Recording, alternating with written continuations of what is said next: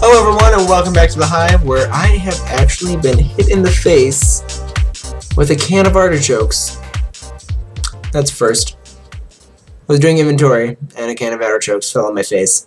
That was painful. So, anyway, I have a Jake sitting in front of me, and there's the tail. Oh, and he meows. Wait. No. There we go. Anyway, moving on. So, this will be another random rambling. Yay! So anyway, artichoke stock. I'm just going to start with that, because they hit me in the face. They used to be good, but now I'm mad at them. So, with my computer... Oh, fine. Jeez. You bitch. Be that way. Anyway... With my computer, I have yet to try and replay Portal because I had a really busy weekend, so didn't really get a chance to do that.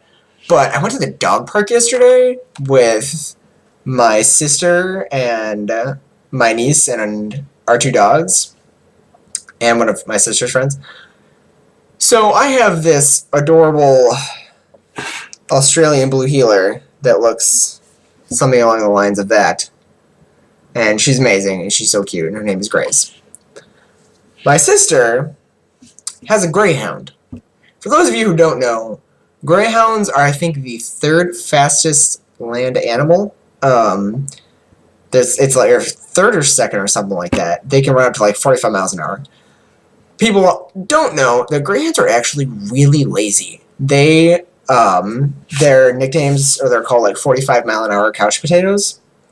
Because they'll run like really, really fast, but they have no endurance, and they do not care to run. They like to run for like a little bit, and then after that, they're done. They just want to lay down. They just want to sleep all day, pretty much. So if you want to have a dog and be a lazy and have a lazy dog, get a greyhound.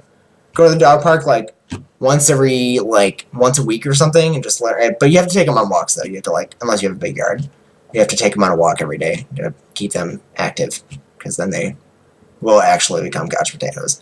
But so we went to the dog park, and my dog Grace is really fast. Nothing compared to the greyhound. Her name is Como, and I don't have a picture of her right now, but she decided she wanted to race me for a little bit, and I, of course, unfortunately accepted her challenge, and she whipped me, of course. I can turn faster than her. They're like rockets. They like shoot off, but they have no turning radius. They can like veer lazily off to the left. That's pretty much it. That's pretty much all I can do. And so they either stop, slow down, and turn, or they just continue turning ever so slowly. And she did that. She just continued running, and she still beat me. She still beat me back to the fence after I had stopped, turned around, and bolted back. This is a big place, too. This dog. So, my legs are sore. I have sore legs. And it is not fun. Yeah. So, what else is going on? I'm watching Star Wars: The Clone Wars, and I am getting really addicted to it. Well, I've already been addicted to Star Wars because, it's Star Wars, and if you watch Caitlin's, or Cat for the Win's channel, Caitlin,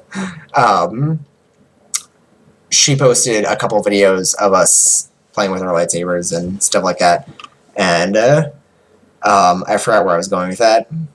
Oh yeah, Clone Wars. So, Star Wars: The Clone Wars came out on Netflix, and I have been watching the entire thing. I've just been watching it. I'm in season 3 now, and I started 2 weeks ago. Actually, it's not really that hard to get to season 3 in 2 weeks, because they're 20-minute episodes. But I have 2 jobs, and this and stuff, and doing battle with cans of artichokes. Seriously, look at that. Look. Hair, get up. Ow. Hair? There we go. Look at that. It's crazy. It's bumpy too. Yeah, look at that. Look at that bump. Yep. Yeah. Battle wounds. I actually have a scar in here too. That's because I got hit in the face with a nail. Cat for the Win Cat for the Win joined me after I got hit in the face with a nail. But Shy Guy was actually there with me at the time. There was a rusty nail that was sticking out from a fence that I didn't see and was like, oh god, why? Yeah, it was bad. Down blood for a while. Hey. How you doing? I don't think he wants to talk to me. But anyway, I'm hungry. I'm gonna try and figure out how to get Portal to work, and you'll see my battle wound in a little bit. Oh, I did the polar plunge. Funny thing. Great Lakes polar plunge. Now I'm covered in cat hair because Jake was hugging me. Yeah, that was fun. That was like back in January, but oh no, it was February 8th. So cold. So cold.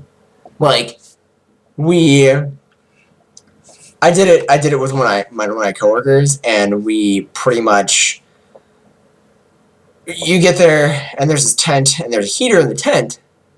So the tent is warm, but the ground is still frozen.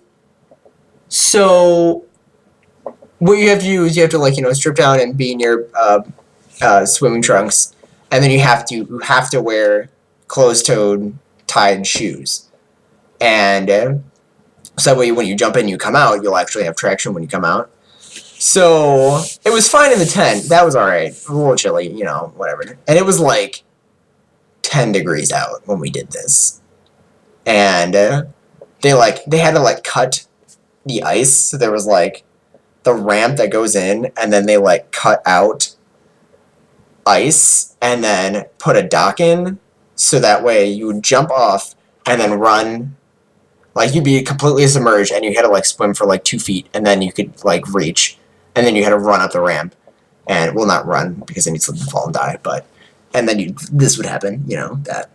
But so then, brilliant idea of having us all come out of the tent at the same time and then start the opening ceremony for it.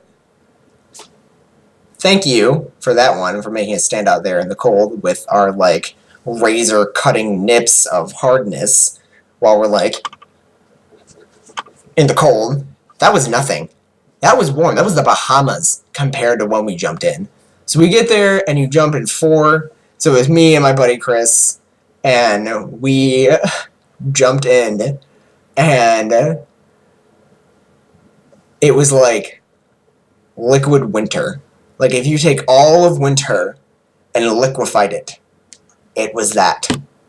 And, which, first of all, shocking to the body. So I went under and I came back up and I was like, okay, so where's Chris? And I look over and he's already halfway out. I'm like, what the fuck? Way to just leave me in the water. So I'm running after him, or swimming, and then finally get out of the water, and didn't think this part through. The water was still in my shoes, so I carried the lake with me in my shoes. It hurt to walk. Oh my god. It was we were limping for an hour afterward, because we were, every step we took, we were oh, oh, oh. So we get to the tent, and there's just, we go through, and there's just this massive crowd of guys trying to change and get into dry clothes, and there was just no room at all. It took me a half hour to try and get changed, and of course Chris was got all of his stuff on, bolting, and I was I'm putting my pants on, how are you already done? What the fuck? And then he left, and I came out, and I'm limping, oh, my feet in pain. Even though I was wearing socks and a new pair of shoes, dry shoes. Oh my god. That was a polar plunge. I recommend it for people who like the cold, and it's actually a really fun life experience. I'm probably not doing it again. You know, unless I have to, because somebody makes me. You know, I'm planning that out better next time if I have to. Sucked. Really fun. Sucked. Anyway, I'm gonna go eat because I'm starving. And I'm gonna try and figure out Portal. Thanks for watching, everyone. Bye.